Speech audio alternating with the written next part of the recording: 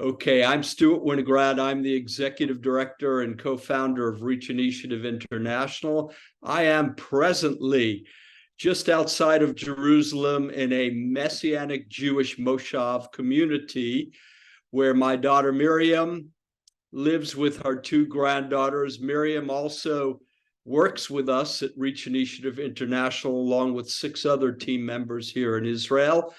And she also works for another ministry called Firm. Jesse is presently in Ukraine in the city of Nikolaev. Do I got that right, Jesse? That is correct, yes. Tell us where Nikolaev is and tell us a little bit about what's the story there. Yeah, absolutely. So Mykolaiv is located in southern Ukraine along pretty close to the Black Sea, east of Odessa, which is in the news quite a bit as Odessa is the 3rd largest city in Ukraine and Ukraine's major port. And Mykolaiv is a very significant city in this part of the country because it is the city that stopped the Russian advance in the south. So last year, when the invasion began, Mykolaiv was under fire daily for about 9 months. And we spent a lot of time shipping supplies to the city and to our partners here. And they held out against a pretty overwhelming onslaught for a long time. But thankfully, last September, they were able to push the Russians back across the Dnipro River, and things are quite a bit quieter now, which is great. Yeah, we want to hear a whole lot more about what's going on in Ukraine. We've been helping, Chantal and I flew to Ukraine within 10 days of the war starting, and we've been in Ukraine 4 or 5 times. And because we're committed to help through our partners on the ground, trusted Messianic Jewish leaders and Christian pastors, we've been helping month after month since the beginning of the war. And Jesse's been there for a couple of months now as our boots on the ground, so to speak, representing Reach Initiative and all of you that pray and support us. And so we're going to go back to that in a couple of minutes, but we want to just focus here first on the situation of Israel. I don't need to tell you that the people of Israel are in perhaps the darkest time in their entire history. More Jewish people were murdered. Murder is not even the word. Brutally massacred doesn't even describe the horrors that Hamas committed against the people of Israel, innocent civilians, not just men, but women, pregnant women, teenagers, children, and the elderly. Just horrifying, demonic, satanic evil in the way they brutally massacred 1,200 civilians on what is now known as Black October. And as all of us were recovering from the shock of this horror, this tragedy, the next thing that happened was Israel declared war, but the people of Israel, just ordinary citizens, and my daughter, one of them, and me and my wife being here, and all of the members of our team, we had a little bit of an internet problem. Boy, this has been challenging, but we're in 2 war zones.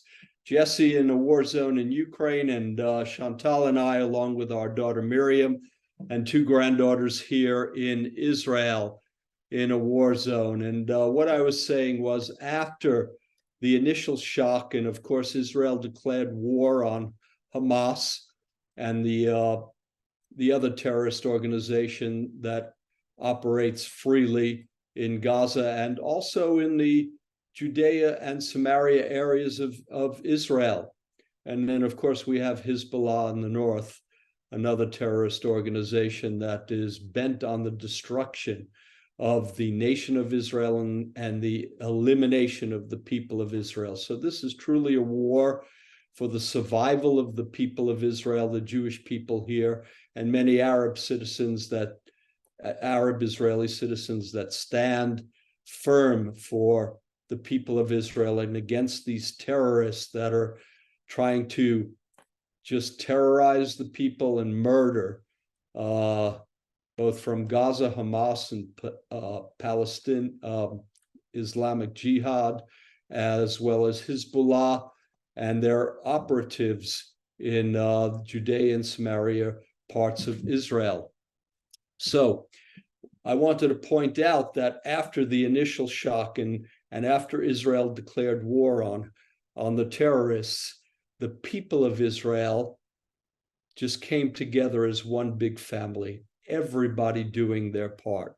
There were 350,000 plus reservists called up, including approximately 1,000 Jewish followers of Yeshua, Messianic Jewish Israelis, called up, reservists called up to serve in various parts of the land, including Gaza, including on Mount Hermon on the northern front against Hezbollah. And the IDF wasn't prepared to meet their needs fully. And so the people of Israel just not only came together as a family to comfort those who had lost family members, whose family members had been brutally murdered or had been injured through the thousands of rockets that have come into Israel since October 7th. Not only comforting and helping and supporting those families, as well as the families of the 240 or 241 hostages that were taken into Gaza. Unbelievable. Babies, teenagers, children, elderly, including Holocaust survivors taken into Gaza as hostages. But they came together, the people of Israel came together to meet the need of IDF reservists who had to leave their jobs, leave their wives, leave their children in order to defend the families of Israel, to defend the nation of Israel. And this really is an existential war for Israel. And so what happened was, like I said, everybody was doing their part. People were bringing food, people were bringing clothing, people were bringing tourniquets and first aid equipment that the IDF was not prepared to provide to the reservists because they've never called up more than 50, 60,000 reservists in the past. So they weren't prepared to handle meeting the needs of over 350,000 reservists at this time. And we, of course, swung into action as well.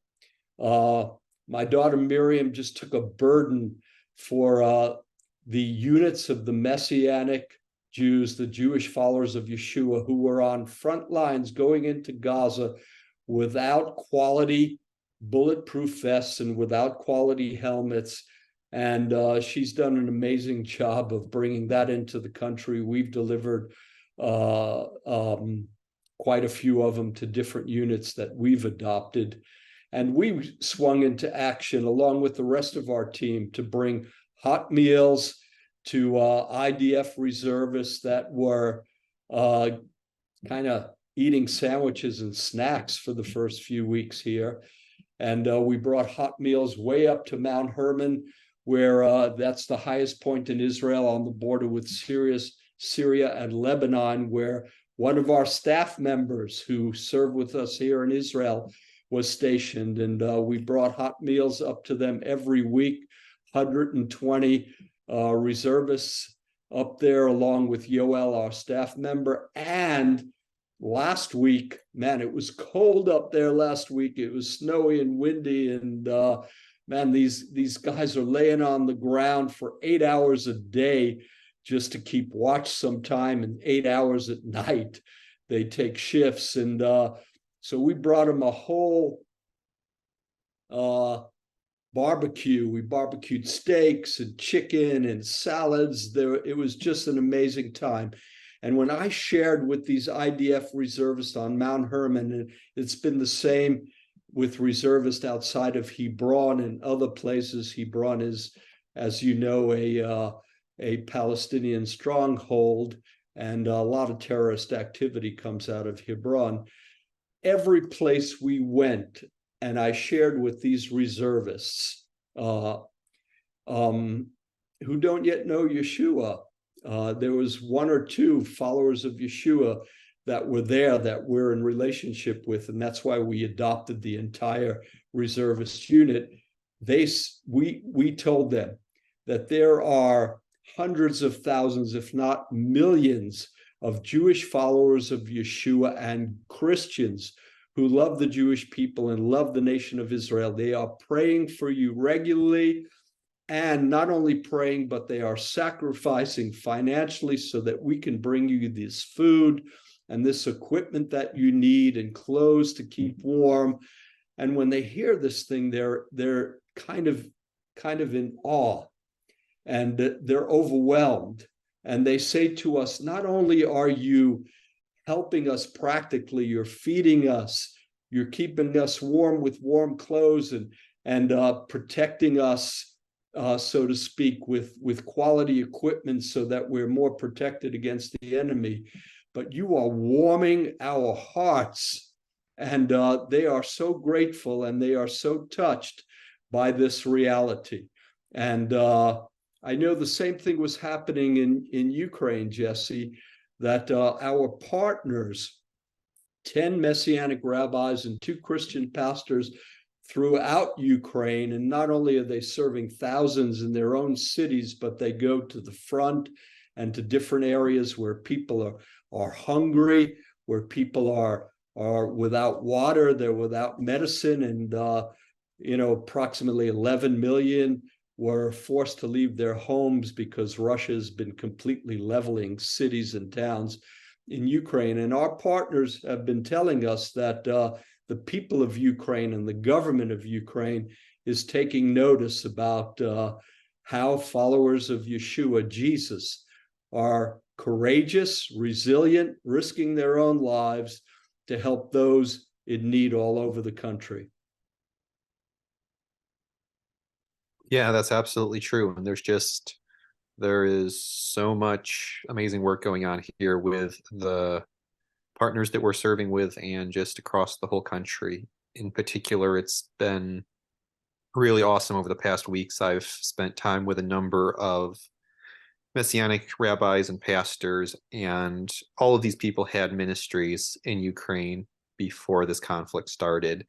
And now almost every single one of them are not only continuing their congregational ministries, but they have become, in some form or another, military chaplains. Some more officially, some less officially, but they have put on a uniform and they go out every single day to help people however they can. And in some cities, tell us about bringing food. I know that there were places like Nikolaev where there was no water coming out of the faucets for months, and no drinking water even when it was coming out of the faucets. And then you were in Kherson, a city that has been devastated not only by ongoing artillery and rocket attacks from Russia, but also by that huge dam that it appears that the Russians blew up and it was flooded. Tell us some stories about how our partners working together with Reach Initiative, how people who are supporting us financially and praying for us, how we are helping our partners feed people who had no food, clothe people, bring them medicine and water. Tell us a little about that. Yeah, absolutely. So I was actually in Kherson today, which is pretty close to the front lines. The fighting is going on just across the river, and you can hear the artillery in the distance. And yeah, the city of Kherson was occupied for almost 9 months. Then it was liberated and immediately came under Russian shelling as soon as the Ukrainian forces came in and liberated the city. As you mentioned, last summer, also when the Novakhovka Dam was blown up, a significant portion of the city was flooded. There were neighborhoods I saw today that were under probably 8 to 10 feet of water a few months ago. So very critical situation there. It continues to be an ongoing critical situation where we're actually in the office of one of the local government officials today, And she was telling me how over 75% of the population have evacuated. The 25% that have remained are mostly elderly, a lot of people that have mobility issues that can't really leave their homes. And yeah, they have no food.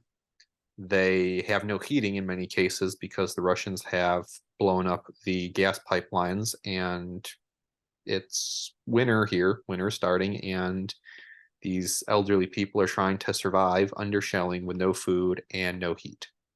And one of the things our partners, please, our partners are bringing in food, and they have an amazing initiative that I was able to see today, that they are manufacturing wood stoves in Mykolaiv in a metalworking shop and bringing these wood stoves into Kherson and installing them in houses for people that don't have any other source of heat this winter.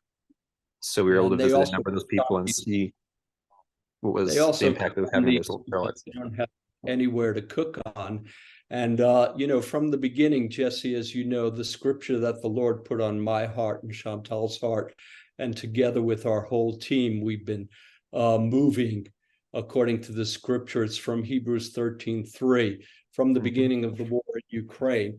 It says, "Remember those who are suffering as though we are suffering with them." And we really took that to heart. And so we from the beginning have been kind of sharing in the suffering and wanting to alleviate the suffering, because compassion says we need to relieve suffering of families who have no food, no shelter, no water. And as you know, we help set up two Messianic congregations who never planned on being refugee centers, house hundreds of people who fled war-torn areas, and then working with our partners to send food and medicine into places where people had nothing, and the stores are all locked down.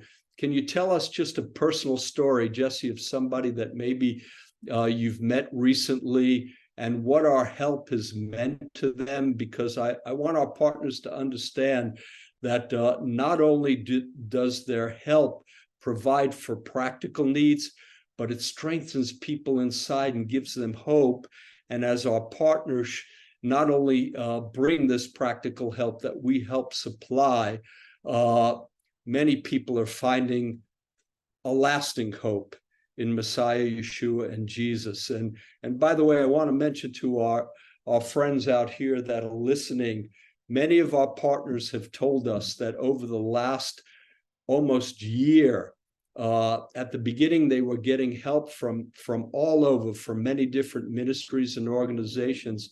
But many of our partners have told us that in the last year, it is only Reach Initiative International that is helping us meet the urgent and huge needs on the ground. So you have a story for us, Jesse? Yeah, absolutely. One that actually really stands out was a few weeks ago. This wasn't right on the front lines, but it was one that definitely stuck with me. I was in the city of Vinnytsia, which is kind of central Ukraine, and there our partners are, among other things, working as chaplains in the hospitals. There's about 5 hospitals in the city, 1 or 2 military ones and about 3 civilian ones. And at this point, all the hospitals are pretty much full capacity with wounded soldiers. So there are chaplain teams from our partner congregation going into these places several times a week, visiting with the soldiers, bringing them things that they need, medicine, bandages, just things to make their day a little bit brighter, things like sweets and candies and stuff like this, and visiting them, checking in on them, and praying with them. So I got to go along with one of the teams. We visited a number of wounded soldiers, and 2 things really stood out. One was all of them were very, very touched by not only our partner support, but seeing international support. As soon as they heard that there was an American in the room, they started talking about any time in the past 2 years they had met a foreigner, whether that was somebody fighting on the front lines with them, whether that was a volunteer. They were just so touched to know that people outside of Ukraine care and are doing something to stand with them.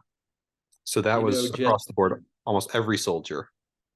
yeah, I remember visiting some soldiers, and they were so moved that me and Chantal were there from America, that we really care, and that we care in an ongoing way to send help month after month after month. And, I'm reminded that every one of these soldiers, and I read that there's probably going to be more young men walking around living in Ukraine after this war with one leg or one arm or no legs or no arms than what we saw in World War One and in the UK and Germany, etc. I mean, it's horrifying what's happening. And all of these men, they're not just soldiers. These are guys that were called up also. They were, doctors. They were working in retail stores. They had businesses. They were IT people. They were teachers. And they were just living their lives, and they have wives and children. And so our hearts really go out to them. And, I just want to bring us back to Israel for a minute. This war has deeply affected everyone here in Israel, from the children on up to the most elderly. And many of you know that we've been serving Holocaust survivors for the past 3 decades, and for about the past decade here in Israel. Before that was in Belarus. And Holocaust survivors, when they were watching the news reports of what happened on Black Sabbath, October 7th, they were overwhelmed because they were reliving the horrors of their youth in the Holocaust. And we understood that though we are with them week after week, month after month, year after year, we knew we had to be even closer. So our team just mobilized to be even closer to the survivors of the Holocaust here in Israel. And they are so grateful for the comfort that we're bringing.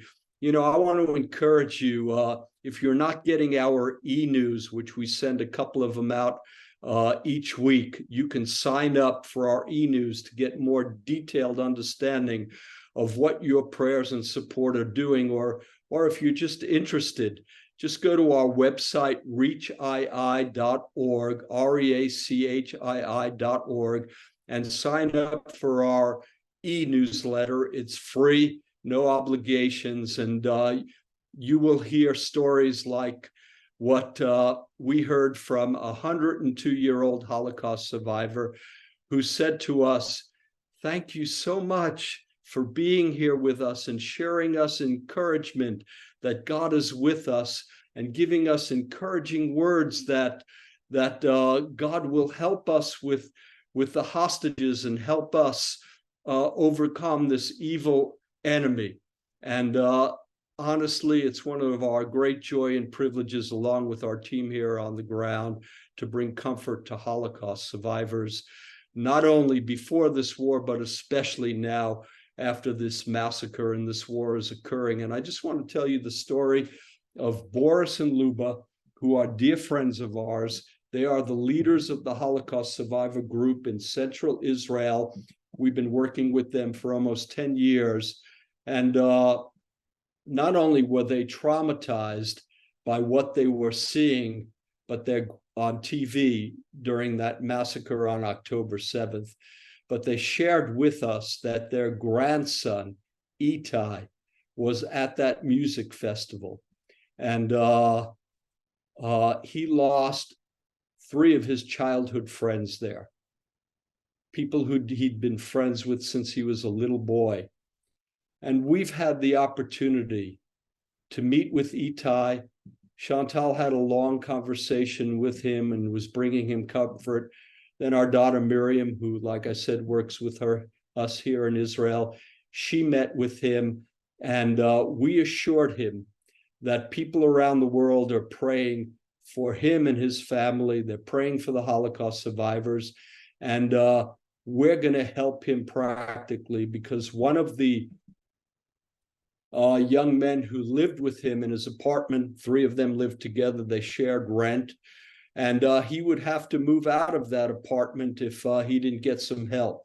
So because of the support of friends like you, we are helping Itai pay his rent, now and probably will for a number of months on into the future, so that he can stay in this apartment that he loved. And of course, we're there for Boris and Luba and so many other Holocaust survivors. So we just want you to understand that when you read the news, you read about war stories and armies.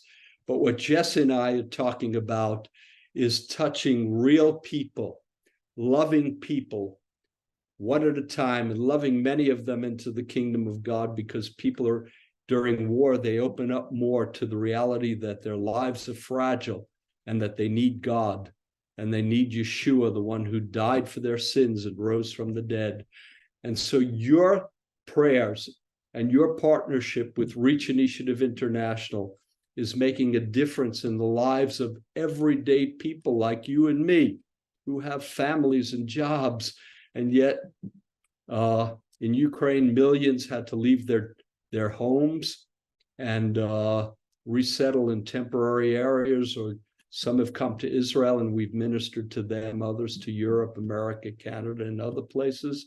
And here in Israel, these are real families like Vitalik and Nadia, who were members of our congregation in Belarus, and they had made Aliyah just a couple of months ago. Nadia with the 3 girls, Vitalik had come earlier to prepare the way just a couple of months before the war, and they were living in Sderot, where Sderot was being hit by rockets, lots of rockets, and then invaded by terrorists who had free reign in their city, and they were sending us videos of terrorists on the streets just murdering people.